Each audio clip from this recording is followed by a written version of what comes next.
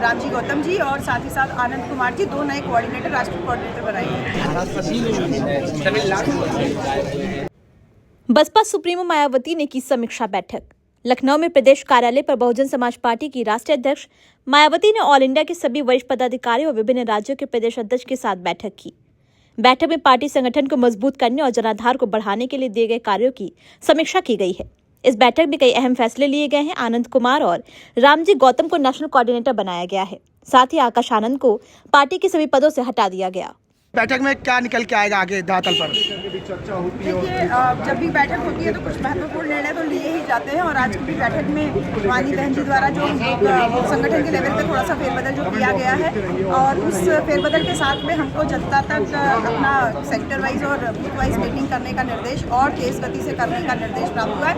उसी के तहत ये बैठक की। तो और उसके अलावा भी कुछ और महत्वपूर्ण चीज़ें हैं जो कि आपको जल्दी ही प्रेस रिलीज के माध्यम से मिल जाएगी। कई लोगों को नई जिम्मेदारियां मिली हैं, किन लोगों को जिम्मेदारी मिली, क्या जिम्मेदारी है? हमारे जो राज्यसभा सांसद हैं माननीय रामजी गौतम जी और साथ ही साथ आनंद कुमार जी, 2 नए कोऑर्डिनेटर, राष्ट्रीय कोऑर्डिनेटर बनाए हैं। अभी अन्य राज्यों में चुनाव होने वाले हैं, उसको लेकर बसपा की क्या रणनीति रहेगी?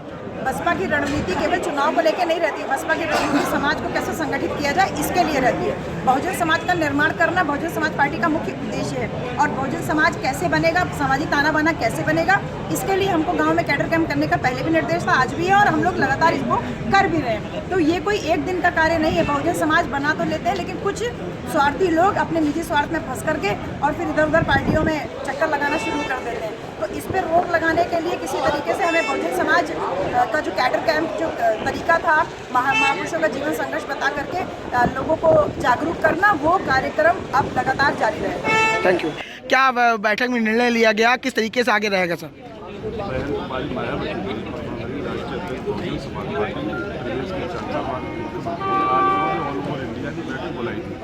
इसमें जो संगठन अभी जिला पंचायत का इलेक्शन होगा, 2027 का चुनाव होगा, तो संगठन जैसे हमारी विधानसभा होती है, जैसे सेक्टर कमेटियाँ होती हैं, बूथ कमेटियाँ होती हैं, उसमें कुछ निष्क्रिय पदाधिकारी हो गए तो उनकी जगह पर सक्रिय लोगों को लाना है या फिर जहाँ संगठन नहीं बना है उनकी जगह संगठन को तैयार करना है।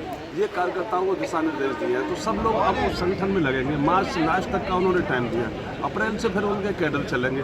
संगठन हमारा मजबूत हो जाता है तो 2027 में हमारी सरकार बनेगी। जिला पंचायत का इलेक्शन होगा, उसमें भी हम बहुतायत में सीटें वो जीतेंगे भाई सब। तो ये मैंने बताया। कई लोगों को नई जिम्मेदारी मिली है कि क्या जिम्मेदारियाँ? साहब को नेशनल कोऑर्डिनेटर बनाया और आनंद साहब को भी नेशनल कोऑर्डिनेटर बनाया, 2 नेशनल कोऑर्डिनेटर बनाए। इसमें आनंद साहब पहले से ही राष्ट्रीय उपाध्यक्ष थे। आज नेशनल कोऑर्डिनेटर की परमार जो है कुमारी मायावती जी ने उनको जिम्मेदारी और दे दी है। कई राज्यों में चुनाव होने जा रहे हैं तो उसको लेकर क्या बसपा की भूमिका रहेगी? चुनाव लड़ेंगे पूरी तैयारी के साथ, तो उसमें आगामी बैठक बुलाएंगे। अभी तो संगठन को मैं तैयार करना है, ये बहन जी ने परमार जी बहन कुमारी मायावती जी ने बताया। लेकिन बैठक में आकाश आनंद नहीं दिखाई दिए कहीं। जिनको बुलाया जाता है वही लोग आते हैं। अभी जैसे आनंद जी थे, उनको नेशनल कोऑर्डिनेटर की जिम्मेदारी दी है। जैसे राजाराम आनंद जी को है, राजाराम आनंद साहब को, उनको भी नेशनल कोऑर्डिनेटर की जिम्मेदारी दी है। उन्होंने ये बताया है कि अगली 2027 में हम किस तरह से सरकार बना सकते हैं। ये मंत्र तंत्र जन माला वाला जन काहे की सरकारें चल रही है, तो उन्होंने कहा ये नहीं है। ये मंत्र का मतलब होता है मन और तंत्र का मतलब होता है ये शरीर। इनके ऊपर बाबा साहब ने लोकतंत्र को फिट कर दिया है, by the people for the people of the people. और 90% ये लोग हैं, यदि इकट्ठे हो जाते हैं तो 2027 में सरकार बना लेंगे। वो संगठन हमारा है ऑलरेडी पहले से है, जो निष्क्रिय है उनकी जगह पे दूसरे लोग ले आओ, सरकार होगी हमारी। क्या नाम है?